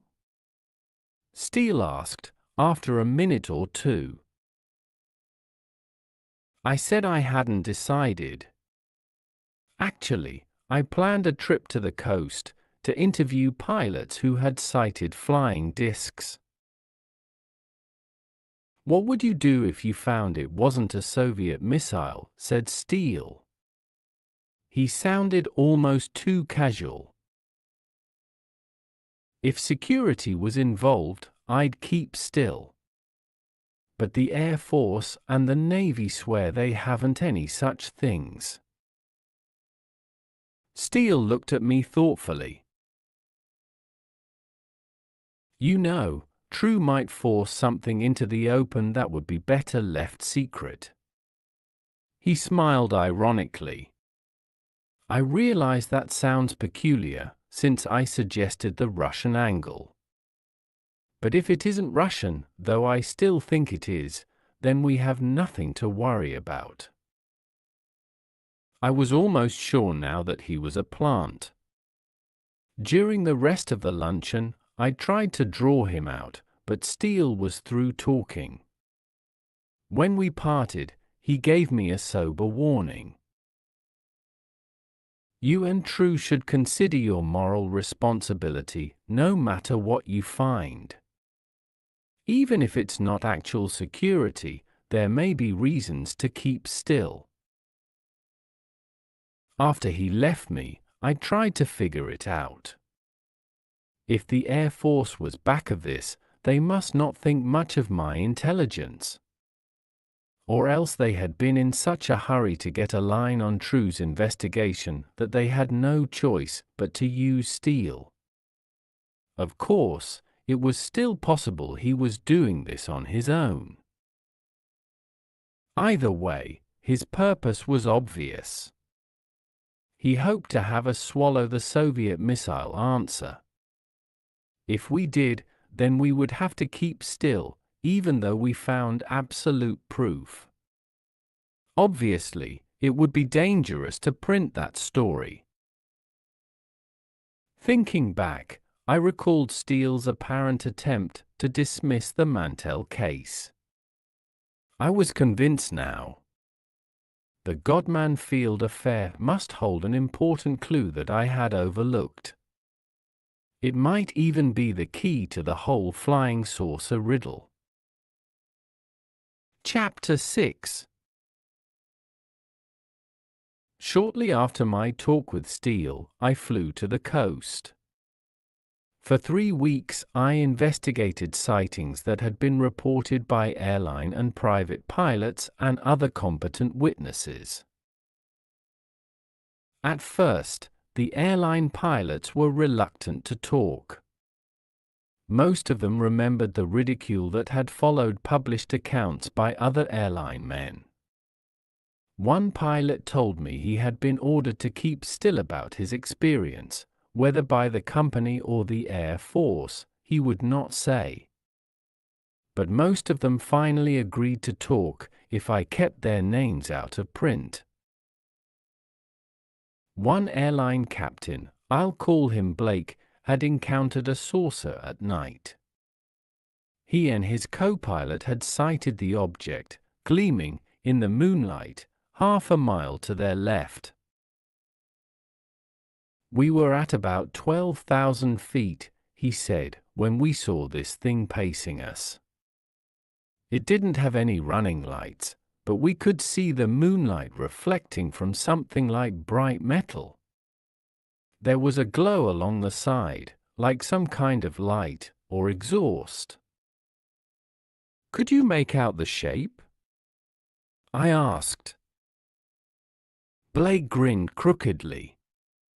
You think we didn't try? I cut in toward it. It turned in the same direction. I pulled up about 300 feet, and it did the same. Finally, I opened my throttles and cut in fast, intending to pull tip if we got too close. I needn't have worried. The thing let out a burst of reddish flame and streaked up out of sight. It was gone in a few seconds. Then it must have been piloted, I said. If not, it had some kind of radar responder unit to make it veer off when anything got near it. It matched every move I made, until the last one. I asked him what he thought the saucer was. Blake hesitated, then he gave me a slow grin. Well, my co-pilot thinks it was a spaceship. He says no pilot here on Earth could take that many GS when the thing zoomed. I'd heard some men from Mars's opinions about the saucers, but this was an experienced pilot. You don't believe that? I said. No, Blake said. I figure it was some new type of guided missile. If it took as many GS as Chuck, my co-pilot, thinks, then it must have been on a beam and remote controlled. Later, I found 2 other pilots who had the same idea as Chuck. One captain was afraid the flying saucers were Russian. His co-pilot thought they were Air Force or Navy. I met one airline official who was indignant about testing such missiles near the airways. Even if they do have some device to make them veer off, he said, I think it's a risk. There'll be hell to pay if one ever hits an airliner. They've been flying around for 2 years, a line pilot pointed out. Nobody's had a close call yet. I don't think there's much danger. When I left the coast, I flew to New York.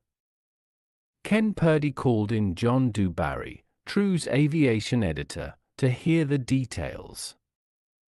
Purdy called him John the Skeptic. After I told them what I had learned, Purdy nodded. What do you think the saucers are? Asked DuBarry. They must be guided missiles, I said, but it leaves some queer gaps in the picture. I had made up a list of possible answers, and I read it to them. 1. The saucers don't exist. They're caused by mistakes, hysteria, and so on. 2. They're Russian-guided missiles. 3. They're American-guided missiles.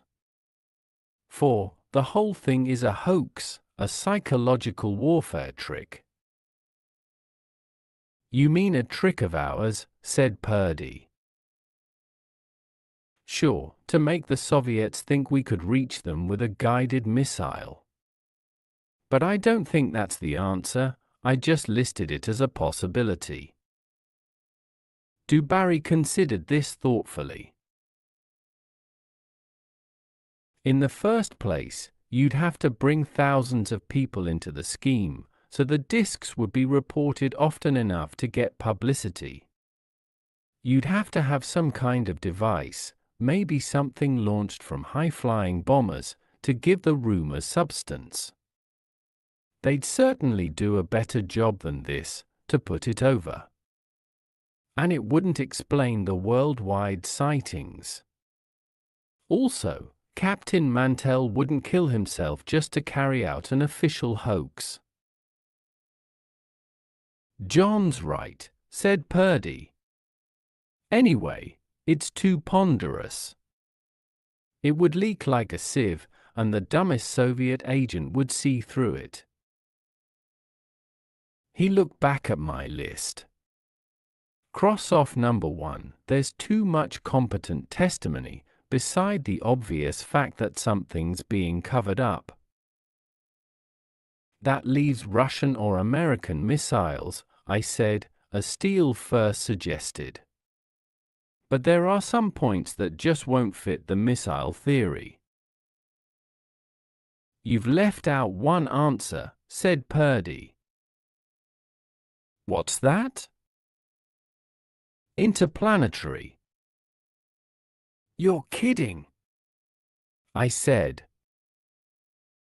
I didn't say I believed it, said Purdy. I just say it's possible. DuBarry was watching me. I know how you feel. That's how it hit me when Ken first said it. I've heard it before, I said. But I never took it seriously. Maybe this will interest you, Purdy said. He gave me a note from Sam Bowl. Just talked with D. The note ran. D. is a prominent aeronautical engineer, the designer of a world-famous plane. He believes the disks may be interplanetary and that the Air Force knows it, or at least suspects it. I'm enclosing sketches showing how he thinks the disks operate. He's not the first one who told us that, said Purdy. We've heard the same thing from other engineers. Over a dozen airline pilots think they're coining from out in space. And there's a rocket expert at Wright Field who's warned Project Saucer that the things are interplanetary. That's why I'm not writing it off. Have you read the Project Saucer ideas on space travel? DuBarry asked me. I told him my copy hadn't reached me. He read me some marked paragraphs in his copy of the preliminary report. There has been speculation that the aerial phenomena might actually be some form of penetration from another planet. The existence of intelligent life on Mars is not impossible but is completely unproven. The possibility of intelligent life on the planet Venus is not considered completely unreasonable by astronomers. Scientists concede that living organisms might develop in chemical environments which are strange to us. In the next 50 years, we will almost certainly start exploring space. The chance of space travelers existing at planets attached to neighboring stars is very much greater than the chance of space-traveling Martians. The one can be viewed as almost a certainty. DuBarry handed me the report. Here, I practically know it by heart. Take it with you. You can send it back later. I know the space travel idea sounds silly at first, said Purdy, but it's the only answer that explains all the sightings, especially those in the last century. He asked DuBarry to give me their file of historic reports. While John was getting it, Purdy went on. Be careful about this man Steele. After what he said about moral responsibility, I'm sure he's planted. I thought back to Steele's warning. I told Purdy, if he had the space thing in mind, maybe he's right. It could set off a panic that would make that Orson Welles thing look like a picnic. Certainly it could, Purdy said. We'd have to handle it carefully if it turned out to be the truth. But I think the Air Force is making a mistake, if that's what they are hiding. It could break the wrong way and be serious. John Dewberry came back with the file of old reports. It might interest you to know, he said, that the Air Force checked all these old sightings too. The idea was still a difficult one for me to believe. Those space travel suggestions might be a trick, I said. The Air Force may be hinting at that to hide the guided missile secret. Yes, but later on they deny the space thing, said Purdy. It looks as if they are trying to put people on guard and then play it down, so they won't get scared. As I put the historic reports file in my briefcase, Purdy handed me a letter from an investigator named Hilton, who had been working in the Southwest. I skimmed over his letter. Hilton had heard of some unusual night sightings in New Mexico. The story had been hushed up, but he had learned some details from a pilot at Albuquerque. One of these mysterious flying lights had been seen at Las Vegas on December 8, 1948. Just 1 month before Mantell was killed in Kentucky. It was too dark to make out the shape behind the light, but all witnesses had agreed on its performance. The thing had climbed at tremendous speed, its upward motion shown by a bright green light. Though the green glow was much brighter than a plane's running light, all plane schedules were carefully checked. I think they were trying to pin it on a jet fighter, the Albuquerque pilot told Hilton. But there weren't any jets near there. Anyway, the thing climbed too fast. It must have been making close to 900 miles an hour. The Air Force had also checked balloon release times, apparently just for the record, since no balloon could even approach the saucer's terrific ascent. Again, they drew a blank. From the way this was hushed up, Hilton commented, they seem to be worried about this group of sightings. I've heard 2 reports that the FBI is tied into the deal somehow, but that's as far as I can get. See if you can get any lead on that, Purdy told me. That FBI business puzzles me. Where would they come in? I said I would try to find out. But it was almost 4 months before we learned the answer. The FBI men had been witnesses. This was later admitted in an obscure cross-reference in the final Project Saucer report. But all official answers to the strange green light sightings had been carefully omitted. The cases concerned were 223, 224, 225, 226, 227, 230, and 231, which will be discussed later. When you go back to Washington, said Purdy, see what reaction you get to the interplanetary idea.